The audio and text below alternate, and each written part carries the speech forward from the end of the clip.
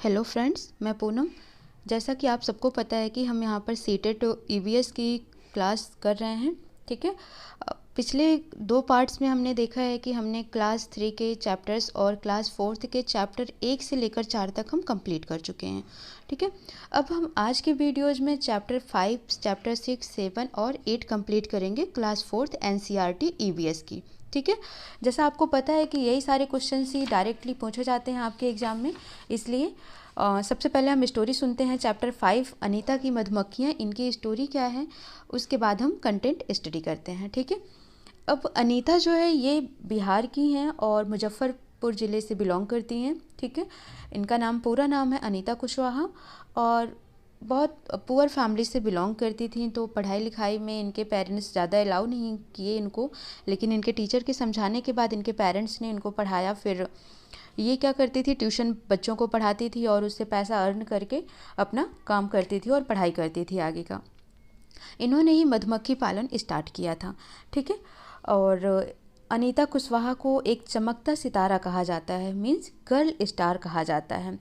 चमकते सितारे का मतलब यहाँ पर गर्ल स्टार का मतलब यहाँ पर ये है, उन साधारण लड़कियों की कहानियाँ हैं। ठीक है। मतलब ऐसी साधारण लड़कियाँ जिनकी कहानी कैसी है, असाधारण है। ठीक है। जिन्होंने स्कूल जाकर अपनी ज़िंदगी बदल दी, मीन्स वो ऐसे एरिया से, ऐसी फैमिली से हैं जहाँ पर बच्चों को स्कूल नहीं भेजा जाता है, लेकिन फिर भी वो स्कूल गई और उन्होंने अपने आसपास, अपने सराउंडिंग को, सब कुछ को क्या किया, चेंज कर दिया। ठीक है। और इन्होंने ही मधुमक्खी पालन स्टार्ट किया, इसीलिए इस चैप्टर में है अनीता की मधुमक्खियाँ। तो मधुमक्खी पालन में क्या क्या चीज़ों की ज़रूरत पड़ती है, क्या क्या करना पड़ता है, तो ये सब इन्होंने बताया है। तो चलो हम स्टार्ट करते हैं अब चैप्टर 5। ठीक है।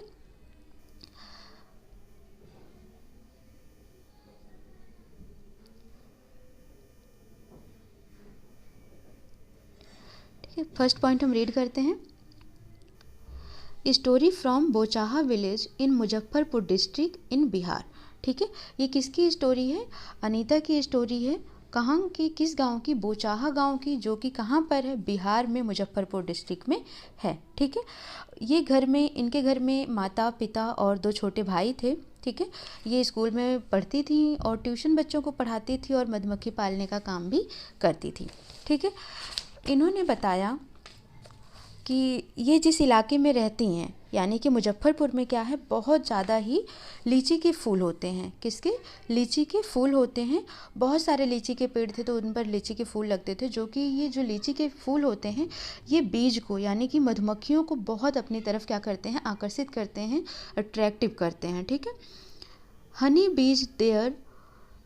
बीज lays their eggs from October to December. अब जो ये मधुमक्खियाँ हैं, ठीक है, इनके अंडे देने का समय कब होता है? अक्टूबर से दिसंबर तक। तो ये क्वेश्चन थोड़ा सा आपको इम्पॉर्टेंट है, आ चुका है। ठीक है। कि मधुमक्खियों के अंडे देने का समय कब से कब तक होता है, तो आपको याद रखना है अक्टूबर से दिसंबर तक का समय मधुमक्खियों के अंडे देने का समय होता है। और यही टाइम होता है कि मधुमक्खी पालन सही से स्टार्ट किया जा सकता है। ठीक है। अब हम पढ़ते हैं कि इनमें भी क्या होता है, ग्रुप में ये रहते हैं, कुछ उनमें मेन लीडर भी होते हैं। ठीक है। लेकिन इससे पहले हम समझ लेते हैं कि मधुमक्खी पालन के लिए ज़रूरत किन किन चीज़ों की पड़ती है। तो इसके लिए एक बक्से की ज़रूरत पड़ती है। ठीक है। और मीठा घोल, जैसे शहद वगैरह, तो वो क्या करते हैं, फ्लावर जूस लेकर आते हैं, अगर वो नेचुरली बनाते हैं। लेकिन आप अगर उनको पाल रहे हो तो मीठा घोल आपको खरीदना पड़ेगा। ठीक है। और छत्तों को साफ़ करने के लिए दवाइयाँ भी लगती हैं। ठीक है। तो कुछ पॉइंट यहाँ पर है जो इस नोट्स में नहीं है, तो आप उनको नोट करो। पहला पॉइंट है कि मधुमक्खी के अध्ययन को, ठीक है, या फिर मधुमक्खी पालन को क्या कहा जाता है? तो क्या कहा जाता है? एपी कल्चर कहा जाता है। क्या कहा जाता है? एपी कल्चर कहा जाता है। ठीक है। इस पॉइंट को नोट करना, मधुमक्खी पालन, एपी कल्चर। ठीक है। भारत में शहद के सामान्यता, ठीक है, ये दूसरा पॉइंट है आपको जो नोट करना है। ठीक है। भारत में शहद के लिए सामान्यतः खैरा मधुमक्खी का पालन किया जाता है। किसका? खैरा मधुमक्खी, खैरा मधुमक्खी का पालन किया जाता है भारत में शहद बनाने के लिए। ठीक है। अब तीसरा पॉइंट जो क्वेश्चन आ चुका है, आपको वो भी याद रखना है कि एक छत्ते में रानी मधुमक्खी की संख्या कितनी होती है। ठीक है। बहुत सारी बीज होती हैं, लेकिन उनमें केवल और केवल एक ही, ठीक है, रानी होती हैं। तो रानी मधुमक्खी की संख्या कितनी होती है? एक होती है। Every bee hive has one queen bee that lays eggs, ठीक है। तो एक छत्ते में एक रानी मधुमक्खी होती हैं जो अंडे देती हैं, ठीक है। तीसरा पॉइंट आपका ये हो गया। फोर्थ पॉइंट जो आपको नोट करना है और इसमें नहीं है वो ये है कि शहद में कार्बोहाइड्रेट की मात्रा कितनी होती है, ठीक है। यानी कि हनी में कार्बोहाइड्रेट की क्वांटिटी कितनी होती है, how much quantity of carbohydrate इन हनी, ठीक है। तो ये पॉइंट आपको याद रखना है, कितना होता है? 78% कार्बोहाइड्रेट हनी में पाया जाता है, यानी कि शहद में 78% लगभग कार्बोहाइड्रेट पाया जाता है, ठीक है। ओके, नेक्स्ट पॉइंट है हमारा, there are only few males in the hive. अब हम जब छत्ते की बात करते हैं, ठीक है, तो छत्ते में क्या होता है कि केवल एक रानी मधुमक्खी होती हैं, बाकी जो होता है उसमें कुछ ही मेल होते हैं, ठीक है। यानी कि जो नर मक्खी की अगर हम बात करते हैं तो कुछ ही होते हैं, बाकी उसमें जितने भी होते हैं वो सब क्या होते हैं? वर्कर बीज होती हैं। वर्कर बीज मतलब काम करने वाली मक्खियाँ होती हैं, ठीक है। There are only few males in the hive. अब जो ये मधुमक्खी का छत्ता है इसमें कुछ मेल होते हैं, वन क्वीन भी होती है यानी कि एक रानी मधुमक्खी होती है, ठीक है। और बाकी उस हाइव में जितने भी होते हैं वो क्या होती हैं? श्रमिक मक्खियाँ होती हैं, यानी कि काम करने वाली मक्खियाँ होती हैं, ठीक है। इतना पॉइंट आपको समझ आ गया होगा। The male bees have no special role as worker, ठीक है ना। अब जिस तरह से ये श्रमिक मक्खियाँ काम कर रही हैं, इस तरह से इन मेल यानी कि जो ये नर मक्खियाँ हैं इनका ज़्यादा कोई रोल नहीं होता है। इनका काम केवल फर्टिलाइजेशंस का होता है, यानी कि निषेचन का होता है, बाकी इनको कोई काम नहीं करना होता है, ठीक है। और जितना भी काम होता है वो वर्कर बी करती हैं। अब वर्कर बी का काम क्या होता है? ये शहद के लिए फूलों का रस ढूंढती हैं, ठीक है। अगर किसी मक्खी को, कोई मधुमक्खी गई किसी फूल पर और उसको शहद मिल गया यानी कि फ्लावर जूस मिल गया, रस मिल गया, तो वो एक अजीब तरीके का डांस करती है, ठीक है। इससे दूसरी और मधुमक्खियों को पता चल जाता है कि रस कहाँ पर है और वो भी वहाँ पर चली जाती हैं और रस लेकर आती हैं और छत्ते में शहद डालती हैं। इस तरह से शहद इकट्ठा होता है, ठीक है। बाकी अगर हम और बात करते हैं कि श्रमिक मक्खियों का और भी काम क्या होता है, तो इनका काम होता है छत्ता बनाना, शहद इकट्ठा करना, और जो छोटे छोटे बच्चे होते हैं, अंडे होते हैं, उनको सेना यानी कि उनको पालने का काम भी किनका होता है? इन्हीं श्रमिक मक्खियों का ही होता है। शहद के बिना छत्ते की सारी मधुमक्खियाँ भूखी ही रह जाती हैं। छत्ता कितना भी बना हो यानी कि हाइव हो, लेकिन अगर वहाँ पर क्या ना हो, शहद ना हो, तो बहुत सारी मधुमक्खियाँ क्या होती हैं? मर जाती हैं। यानी कि शहद होना ज़रूरी है। और आपको पता है कि क्या होता है कि जब कुछ लोग होते हैं वो जाकर शहद निकाल लेते हैं, ह्यूमन बीइंग की बात कर रहे हैं हम, ठीक है। लेकिन क्या करती हैं मधुमक्खियाँ? शहद लगाती क्यों है? ये इसलिए ताकि इनका एक साल का ये भोजन तैयार हो पाए, ठीक है। क्योंकि हर महीने तो फ्लावर होता नहीं है, हर महीने फ्लावर जूस निकलता नहीं है, तो इसकी वजह से ये क्या करती हैं? अपने साल भर का खाना उस शहद के रूप में ये तैयार करते हैं, ठीक है। कुली मधुमक्खी में डंक होता है, ये पॉइंट याद रखना है आपको। कौन सी मधुमक्खी? कुली मधुमक्खी। जो हम लोग को काटते हैं, आपको पता है कि कहते हो कि मधुमक्खी ने काट लिया, ठीक है। तो जो कुली मधुमक्खी है उसी में ही क्या होता है? डंक होता है, उसके काटने से दर्द भी होता है। ये तो हो गई किसकी स्टोरी? मधुमक्खी की स्टोरी हो गई। लेकिन सेम इन्हीं की तरह कौन रहती हैं? चींटियाँ। कौन रहती हैं? चींटियाँ। चींटियाँ मीन्स एंट्स। एंट्स भी ऐसे ही ग्रुप में रहती हैं। उसमें भी एक फीमेल जो होती है वो मेन होती है, लीडर उसकी क्वीन एंट्स होती है, बाकी मेल कुछ होते हैं और बाकी सारे वर्कर्स चींटियाँ होती हैं, ठीक है। वर्कर्स चींटियों का काम वही होता है, आप उनको कह सकते हो सिपाही चींटी, ठीक है। रानी चींटी सिर्फ अंडे देती हैं, सिपाही चींटी जो होती हैं वो बिल का ध्यान रखती हैं, और काम करने वाली चींटियाँ भोजन ढूंढकर बिल तक ले आती हैं, ठीक है। सेम इसी चींटी की तरह ही ततैया, ठीक है, और दीमक, ततैया और दीमक, इनका भी काम, ठीक है, ऐसा ही कुछ होता है। मीन्स ये भी ग्रुप में ही ऐसे ही रहते हैं। इसमें भी एक रानी होती हैं, बाकी कुछ श्रमिक होते हैं और कुछ इनके सिपाही होते हैं, ठीक है।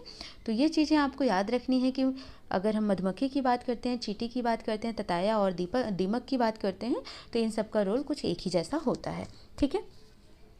अब एक पॉइंट आपको यहाँ पर जो नोट करना है वो ये है, नोट करो आप पहला पॉइंट, ठीक है। चींटियाँ चलते समय एक विशेष प्रकार की गंध छोड़ती हैं। चींटियाँ चलते समय एक विशेष प्रकार की गंध छोड़ती हैं, ठीक है। उसी गंध को ही पहचान कर बाकी चींटियाँ उनके पीछे पीछे चलती हैं। आपने देखा होगा कि चींटियाँ हमेशा एक ग्रुप में चलती हैं, जैसे कि एक लाइन में चलती हैं, तो ये उसी विशेष गंध से ही पहचान कर ही आगे बढ़ती रहती हैं, ठीक है। सेकंड पॉइंट नोट करो आप। मच्छर शरीर की गर्मी, पैरों के तलवे, शरीर की गंध से हमारी पहचान करते हैं। मच्छर यानी मॉस्किटो शरीर की गर्मी से, पैरों के तलवों से, शरीर की गंध से हमारी पहचान करते हैं, ठीक है। तो ये 2 पॉइंट आपको याद रखना है, इसके लिए जो नोट करना है। इस तरह से आपका चैप्टर नंबर 5 अनीता की मधुमक्खियाँ कंप्लीट हो जाती है, ठीक है। इसमें आपको मेनली याद क्या रखना है कि मधुमक्खियों के अंडे देने का समय कब होता है, अक्टूबर से दिसंबर का होता है। एक ही क्वीन मधुमक्खी होती हैं। कहाँ का है ये, मुजफ्फरपुर का है। यहाँ पर किसका फूल होता है, लीची का फूल होता है। ये पॉइंट याद रखना है आपको, ठीक है। और लीची के फूल मधुमक्खियों को बहुत ही लुभाते हैं, ये भी पॉइंट याद रखना है आपको। बस बाकी यहाँ से ज़्यादा क्वेश्चंस नहीं आएंगे, ठीक है। अब हम चलते हैं नेक्स्ट चैप्टर, जो कि है ओमना का सफ़र, ओमनाज जर्नी, ठीक है। इसमें ओमना एक लड़की है और उसकी एक सहेली होती है राधा, यानी कि उसकी एक फ्रेंड होती है राधा। इन दोनों को अपने नाना के घर जाना होता है, कहाँ पर, केरला, ठीक है। तो ये गुजरात में रहते हैं, इनको गुजरात से शुरू करनी है अपना जर्नी और इनको पहुंचना है कहाँ पर, केरला पहुंचना है, ठीक है। लेकिन कुछ कारणवश जो होता है, राधा को चोट लग जाती है, वो नहीं जा पाती है, तो ये अकेले ही जाती है। अब इसको इस बात का रहता है कि मेरी फ्रेंड नहीं जा रही है तो मैं उसको कैसे बताऊंगी। इसकी वजह से ये क्या करती है, एक डायरी और पेन अपने साथ लेकर चलती है और रास्ते में जो जो चीज़ें ये देखती है उसको ये क्या करती है, अपनी डायरी में नोट करती चलती है, ठीक है। और लास्ट में आकर अपनी फ्रेंड्स को वो सारी स्टोरी सुनाती है, जिसको सुनकर राधा को बहुत अच्छा लगता है। तो ये है ओमना का सफ़र, ठीक है, इसीलिए ये बनाया गया। अब इस चैप्टर में यानी कि आपको चैप्टर 6, चैप्टर 7 और चैप्टर 8 ये तीनों ही ओमना की जर्नी के बारे में बताता है, ठीक है। तो हम स्टार्ट करते हैं चैप्टर 6 से, ओमना की जर्नी, ठीक है, यानी कि ओमना का सफ़र। अब यहाँ पर आपको पता है, ठीक है, सबसे पहला पॉइंट याद रखना है, जो train is started from Gandhidham in Kutch Gujarat, ठीक है। अब ट्रेन कहाँ से स्टार्ट हो रही है, गांधीधाम से स्टार्ट हो रही है। कहाँ जा रही है वो, केरला जा रही है। कहाँ से निकलकर, गुजरात से निकलकर, ठीक है ना। अब इस ट्रेन का नाम भी आपको याद रखना है कि इस ट्रेन का नाम क्या है। तो इस ट्रेन का नाम है नगर कोल एक्सप्रेस। क्या नाम है, नगर कोल एक्सप्रेस। ये पॉइंट याद रखना आप, इस ट्रेन का नाम है नगर कोल एक्सप्रेस और इसका नंबर भी याद रखना 6335। एनसीईआरटी का क्वेश्चन से बन सकता है, ठीक है, इसलिए आपको हल्के में नहीं लेना है। नगर कोल एक्सप्रेस 6335 इस ट्रेन का नाम है, जो कि गांधीधाम गुजरात से स्टार्ट होती है और नगर कोयल यानी केरला तक ये पहुँचती है, ठीक है। ये आपको पॉइंट याद रखने हैं यहाँ पर।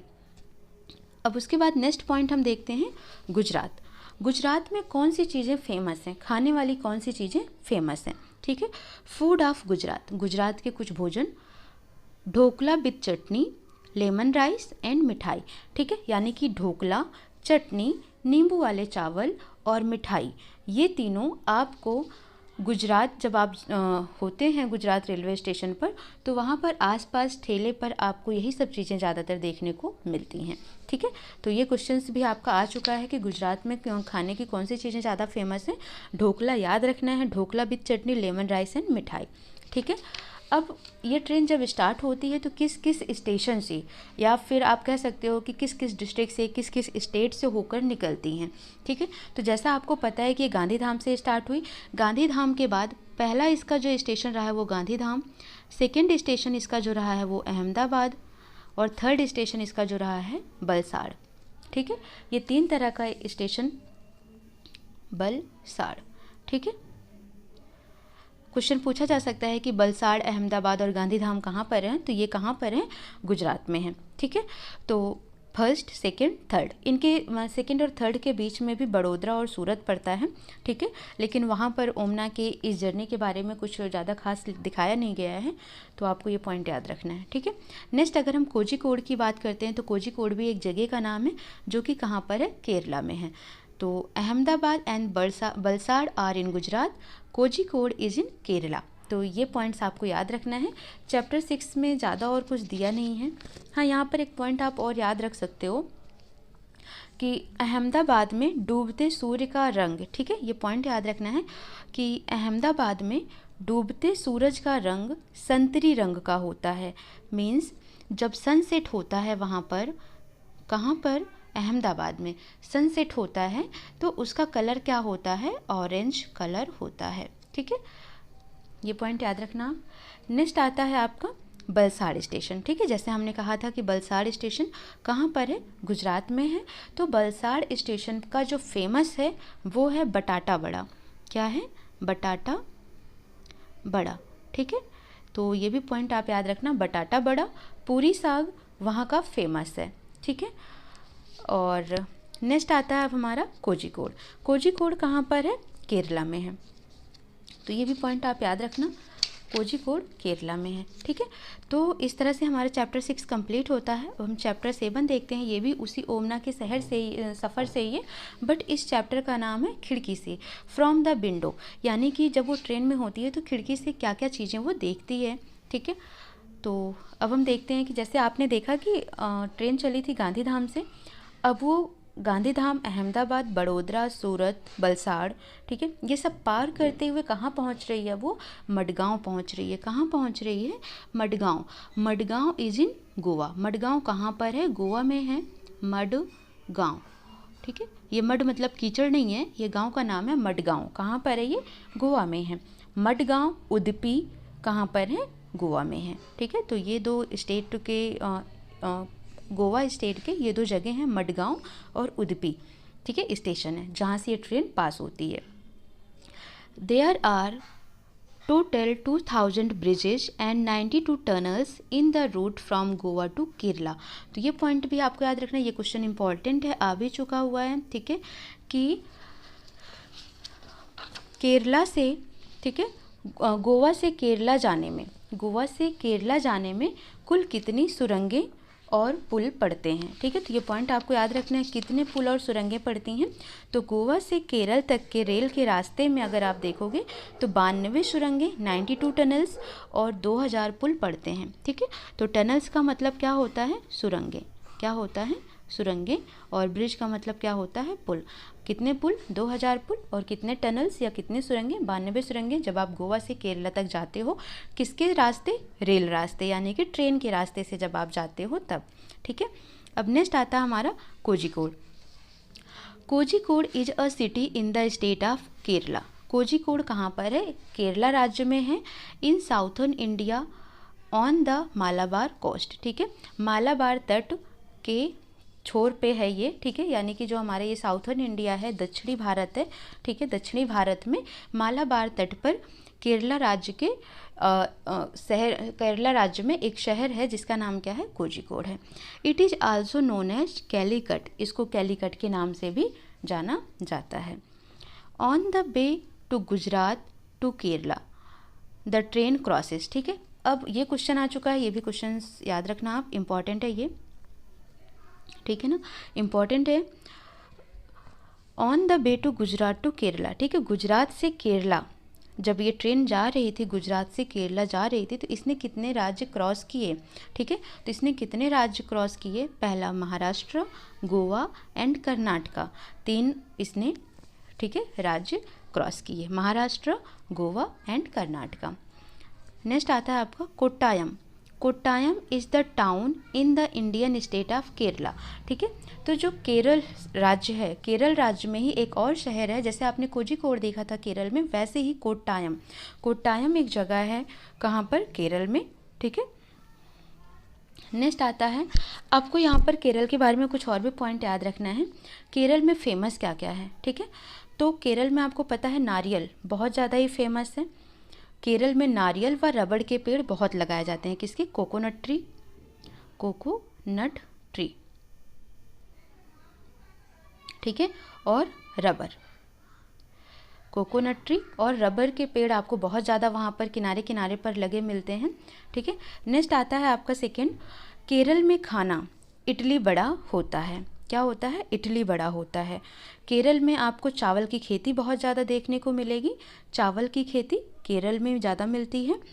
लोग किस रंग के वहाँ पर ज़्यादातर उनका पहनावा अगर आप देखोगे तो लोग क्रीम व सफ़ेद रंग की सूती धोती और साड़ियाँ पहनते हैं। ठीक है, तो ये सब कुछ पॉइंट हैं जो आपको केरल के बारे में याद रखना है। अब आता है, इसी में ही आपको पॉइंट याद रखना है कि कहीं कहीं पर जो स्टेट हैं वहाँ पर कौन कौन सी लैंग्वेज है, जब भाषा का यूज किया जाता है तो ये हम देखते हैं। तो आपको एक कॉलम में आपको दिख रहा है लैंग्वेज यानी कि भाषा, कौन सी भाषा वहाँ पर बोली जाती है। ठीक है, और एक साइड आपको क्या दिख रहा है, स्टेट यानी कि राज्य, किस राज्य में कौन सी भाषा या कौन सी लैंग्वेज का यूज किया जाता है। ठीक है, लैंग्वेज है आपका मलयालम, कौन सी है, मलयालम, मलयालम लैंग्वेज है।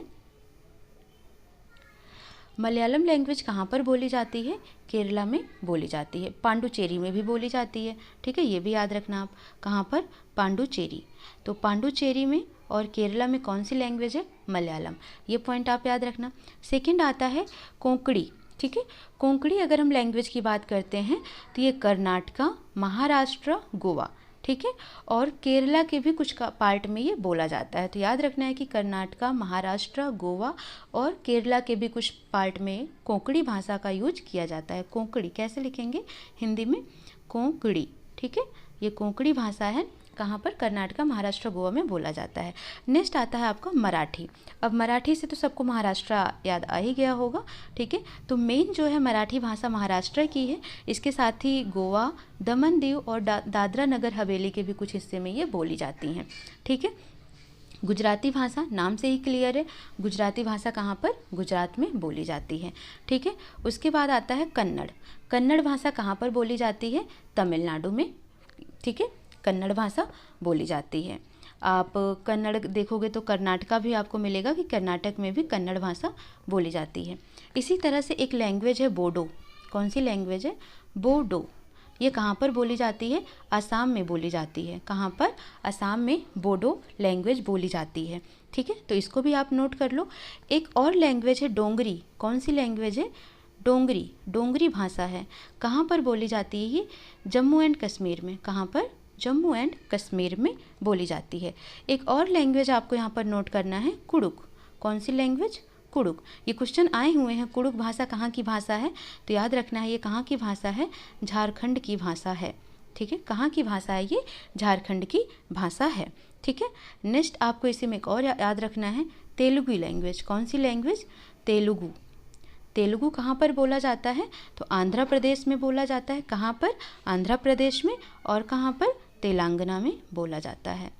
ठीक है, तो ये कुछ पॉइंट्स हैं जो इस नोट्स में नहीं है, आपको एक्स्ट्रा में नोट करा रही हूँ, तो आप इन्हें नोट कर लीजिए। ठीक है, कुछ और पॉइंट्स पे हम आते हैं यहाँ पर। ठीक है, जो इसमें नहीं है तो आप उसे भी नोट करो। अगर हम बात कर रहे हैं यहाँ पर कि केरला में, ठीक है, तो भाषा तो हो गई, लेकिन केरला में कुछ और भी लैंग्वेजेज हैं। जैसे आप देखोगे कि वहाँ पर मम्मी को क्या बोला जाता है, वहाँ पर चाचा को क्या बोला जाता है, चाची को क्या बोला जाता है।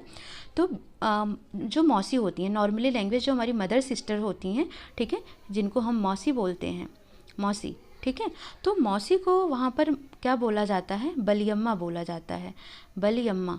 तो ये आप लिख लेना। ठीक है, बलियम्मा बोला जाता है मौसी को, यानी कि माँ की बड़ी बहन को बलियम्मा बोला जाता है। कहाँ पर, केरला में बोला जाता है। और दूसरा है नानी को, जिसको आप मदर जो होती है हमारी, ठीक है, माँ की माँ जो होती हैं, नानी माँ हमारी, ठीक है, हम तो इन्हें नानी माँ बोलते हैं, लेकिन वहाँ पर क्या बोलते हैं, अम्मू माँ। क्या बोलते हैं, अम्मू माँ। केरल में नानी को अम्मू माँ, मौसी को बलियम्मा, और चाची एंड चाचा, इनको भी नोट कर लो। अंकल और आंट को क्या बोलते हैं वो, तो चाची को चिटप्पन। क्या बोलते हैं, चिटप्पन। और चाचा को क्या बोलते हैं, सॉरी, चाची को बोलते हैं कुंजमा। क्या बोलते हैं, कुंजमा।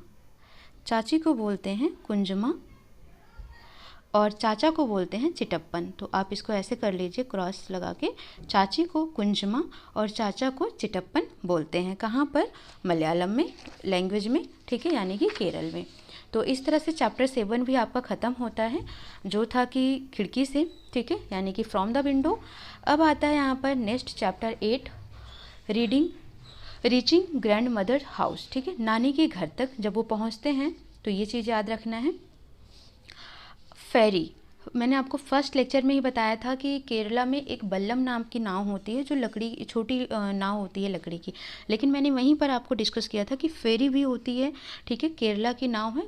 फेरी जो होती है केरला की बड़ी नाव होती है जिसमें काफ़ी लोग बैठकर ट्रेवल करते हैं। Ferry is a kind of boat used in Kerala, तो फेरी क्या है, एक तरीके का नाव है जो कि केरला में यूज किया जाता है। तो ये पॉइंट आपको याद रखना है। बाकी एक क्वेश्चन पूछा गया है कि ट्रेन का जो टिकट लेते हो आप, उस पर क्या क्या चीज़ें होती हैं, ठीक है, तो पॉइंट याद रखना है आपको। The details you can find on a train ticket, ठीक है ना, तो जो रेलवे ट्रेन टिकट होती है उस पर हमें कौन कौन सी डिटेल मिलती है तो वो देखना है। सबसे पहला कौन सा डिटेल हमको देखने को मिलता है, ट्रेन नंबर। आप देखते हो कि ट्रेन नंबर मिला होता है, लिखा होता है उस पर, ठीक है, यानी कि गाड़ी की संख्या।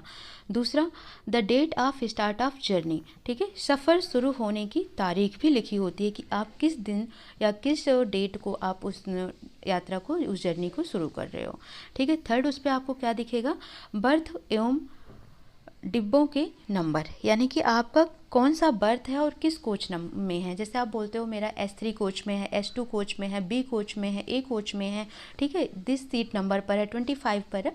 तो ये जो बर्थ नंबर और कोच नंबर होता है ये भी ट्रेन के टिकट पर ही मेंशन होता है, ठीक है। नेक्स्ट है द फेयर, यानी कि किराया, वो टिकट आपने कितने में परचेज की है ये भी लिखा होता है, ठीक है। नेक्स्ट आप उस पर अगर देखते हो तो पाँचवां पॉइंट आप इसी में नोट कर लो जो इसमें नहीं मेंशन है।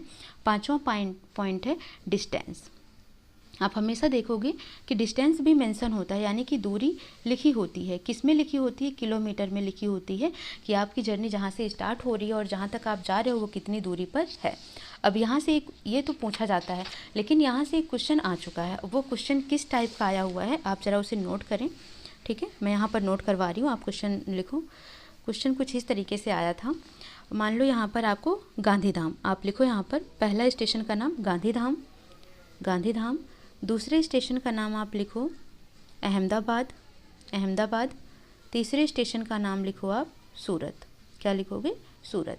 तो गांधीधाम, अहमदाबाद और सूरत, ये 3 स्टेशन हो गया। यहाँ पर लिखा था अराइविंग टाइम, यानी कि पहुँचने का समय, अराइविंग टाइम, पहुँचने का समय। यहाँ पर लिखा था लीविंग टाइम, छोड़ने का समय, ठीक है। और यहाँ पर लिखा था क्या, दूरी, यानी कि डिस्टेंस, कितने किलोमीटर कवर की, ठीक है। तो ये चीज़ें आपको याद रखनी है, किस तरीके से ऐसे क्वेश्चन आया था, ठीक है। अब यहाँ पर तो ये टाइम दिया हुआ था कि अराइविंग टाइम यहाँ की 11:30, यहाँ पर 14, ठीक है, 2:03। ये यहाँ पर कब छूटी, 5:15 पर, ठीक है। यहाँ से 11:50 पर छूटी, कितने बजे पहुँची थी, 11:30 पर, और कितने पे निकली, 11:50 पर, यानी 20 मिनट का रेस्ट लिया उसने अहमदाबाद स्टेशन पर। 2:03 पर वो स्टेशन पर पहुँची थी और कितने बजे, 14:10, यानी कि 2:10 पर वो स्टेशन छोड़ती है, ठीक है। तो ये हो गया समय कब पहुँची है और कब वहाँ से निकली है। यहाँ पर कोई समय नहीं दिया हुआ है ट्रेन के पहुँचने का, क्योंकि ट्रेन स्टार्ट हो रही है यहाँ से। डिस्टेंस है, पहले ये जब गांधीधाम से ही शुरू हो रही है तो 0 किलोमीटर, उसके बाद अहमदाबाद, गांधीधाम से अहमदाबाद की डिस्टेंस 301 किलोमीटर दी हुई है, ठीक है। बड़ोदरा से फिर उसके बाद अहमदाबाद से सूरत, अहमदाबाद से सूरत, फिर यहाँ पर 530 किलोमीटर में लिखा हुआ है, ठीक है। तो अब यहाँ पर क्वेश्चंस जो पूछता है वो इस तरह से पूछता है कि ट्रेन को गुजरात से गांधीधाम से, ठीक है, ये क्या है आपका, गांधीधाम है, बार बार भूलना मत, क्या ये गांधीधाम है। तो क्वेश्चन क्या पूछता है इसमें, गांधीधाम से सूरत पहुंचने में उसको कितना समय लगा, ठीक है। How much time taken by the train to reach from Gandhidham to Surat, ठीक है। तो ये पॉइंट आपको याद रखना है कि गांधीधाम से सूरत पहुंचने में उसको कितना समय लगा। तो आप देख रहे हो कि 5:15 वो स्टेशन को छोड़ती है और 14:10 पर, यानी कि उसी दिन इतने बजे वो वहाँ पर पहुँच जाती है। तो कितने घंटे लगे कुल, ठीक है, तो वो हो गया इसका समय कि कितने घंटे वो लग रहे हैं, ठीक है। तो यहाँ से आप काउंट करके निकाल सकते हो। अब आप निकालो यहाँ से टाइम, कितना टाइम आएगा, देखो 5:15 से 14:10, यानी कि आप इसको क्या लिख सकते हो, 14:10, ठीक है। तो ये 5:15 का टाइम जो दिया हुआ है ये मॉर्निंग का टाइम है, ठीक है, मॉर्निंग का टाइम हो गया 5 से, ठीक है, 2 बज के दोपहर का 2:10 हो रहा है। आप इसको 2:15 ही ले लो, मान लो 2:15 का टाइम है, ठीक है। तो 5 से 14 के बीच में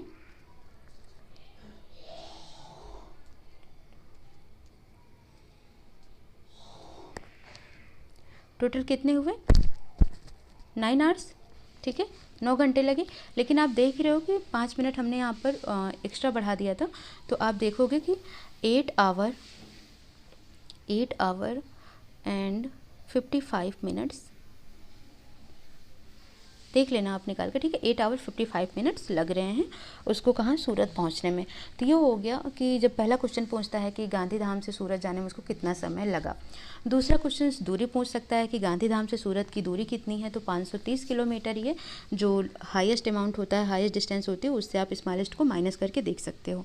तो 530 से 0 माइनस करोगे तो कितना आ जाएगा, 530 किलोमीटर आ जाएगा, दूरी आ जाएगी।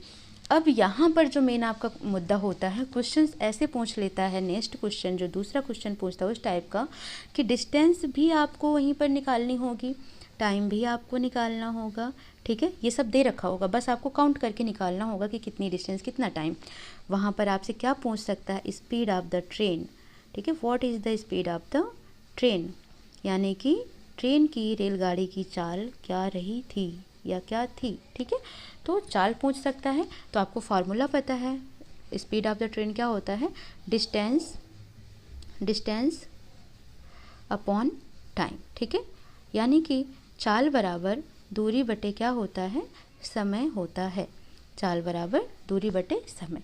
और इसी पर आप लिख कर रख कर निकाल सकते हो, ठीक है। अब जैसे कि अगर हमने देखा चाल, मान लो हमारी डिस्टेंस, दूरी की हम बात करते हैं, 530 किलोमीटर था, ठीक है, और हमने टाइम कितना निकाला था, 8 आवर 55 मिनट, ठीक है ना, 8 आवर 55 मिनट, ठीक है। तो इस तरह से आप 55 मिनट को भी आवर में कन्वर्ट कर लोगे और डिवाइड करके निकाल दोगे, और क्वेश्चंस देखोगे कि वो किस में पूछा है। ये चीज़ आपको बहुत ध्यान देना है, किलोमीटर पर आवर यानी कि किलोमीटर प्रति घंटा में पूछा है या मीटर प्रति सेकंड में पूछा है। तो यूनिट का भी खास कर आपको बहुत ज़्यादा ही ध्यान देना है कि किस में वो पूछा गया है, ठीक है। तो इस तरह से कुछ क्वेश्चंस आपके आते हैं जो आपको बहुत ही ध्यान से करना है। तो आपका ये भी चैप्टर कंप्लीट हो जाता है, ठीक है। ये रहा आपका चैप्टर 5, 6, 7 और 8, ठीक है। तो आज आपका चैप्टर 4 चैप्टर कंप्लीट होते हैं क्लास 4 के, और मैं आशा करती हूँ कि आप सबको पसंद आया होगा, ठीक है। अगर इसमें कोई डाउट होता है, और हाँ, ये जो डिस्टेंस वगैरह निकालने में आपको प्रॉब्लम हो रही है, जब मैं सीटेट मैथ की क्लास लूँगी तो आपको उसमें एकदम क्लियर करा दूँगी, क्योंकि वहाँ पर भी आपके क्वेश्चंस बन जाते हैं, ठीक है। तो मैथ में कराऊँगी तो ये चीज़ बहुत अच्छे से क्लियर हो जाएगी, आप बहुत अच्छे से ये क्वेश्चन सॉल्व कर लोगे। तो थैंक यू, मिलते हैं हम नेक्स्ट क्लास में, तब तक के लिए बाय बाय।